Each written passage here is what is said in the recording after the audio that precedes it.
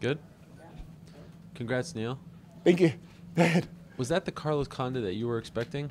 Yeah, absolutely. I mean, going into this fight, I definitely thought it would be a close fight. I knew we would go strike for strike, submission for submission, so I definitely expected it to be a super close fight.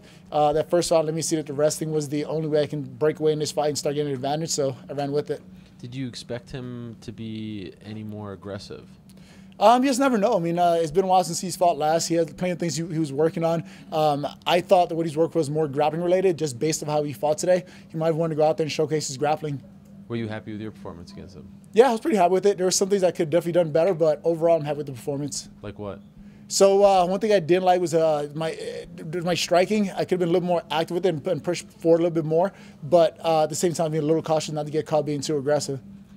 Were you surprised at all by the way he fought? Did he seem like he was rusty at all? Because, I mean, you followed his career, you know something about him. No, not at all. I mean, he went out there and he put on a great fight. I don't think the fight was as clearly decisive as it was. I think the biggest thing with the takedowns was separated the fight, but he seemed like normal Carlos Condit to me. He went out there trying to put it on.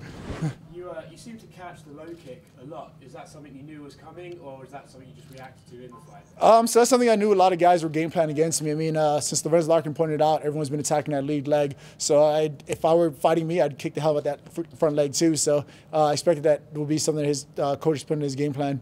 Where do you think this will take you now? I have no idea where this takes me now. I mean, I'm waiting for the phone calls to come in Monday morning and see who's next. How are you going to celebrate this big win? Oh, man, this is going to celebrate my fiance, friends, and family that are in town this weekend. I mean, it's been a long year for my family and I, so it goes out this year with a big win. It feels amazing. Probably going to go help somebody is what he's going to do. There's someone that needs it. Carlos can be very dangerous off his back at times. Did you ever feel threatened when you were on top? No, not at all. I mean, that's literally a position we drilled in practice over and over and over. And we got to the point that I was like, Coach, I'm done with the guard. I'm done doing these elbows over the top. I'm done controlling the wrist. Let me do something else. So my coach prepared me for every aspect of this fight, so I didn't see anything that surprised me out there. Catching those kicks, is that something you started training more after the Larkin fight, or was Larkin just an off night for you? No, he definitely pointed something out with the low kicks. He I mean, he did his homework. He pointed it out, and every guy that fought since then has been attacking that lead leg. So I knew it was something that they were putting their game plan when they're getting ready to fight me. So I just have to adapt to it and get better. I can't allow my leg to get kicked out and not do anything about it. So I was ready to counter and make him pay for every leg kick he threw. This is Condit was sort of talking about walking away before this fight. Now you've been in there with him and he came away. Do you want him to continue? Do you think he should, or do you think perhaps he's not?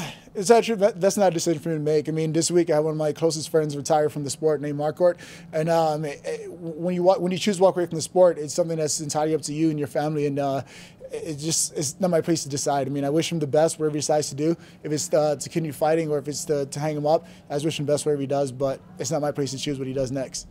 Were you expecting him to announce his retirement this week? Not at all. I mean, to come back at the year and a half off, I mean, I feel like the guy had something to prove and he wanted to go out there and do just that. Sorry, I meant Marquardt. Oh, yeah, we talked about that a little bit this week. So I kind of knew a little bit of insight before the rest of the media knew. Okay. And you mentioned that it was a long year for your family. What did you mean by that? Earlier this year, my brother was killed, so I've been dealing with that a lot this year. So it's just been something that I just kind of try to hold in and not really show much, just like be strong for my family, strong for guys that look up to me. So as much as it affects me, I try not to show it day to day and affect me in any kind of way. When did that happen? That happened in October this year. Oh, wow. Okay. Yeah. Sorry to hear that. That's fine. Sorry. Cool. All right. Thank you. Thank you, guys.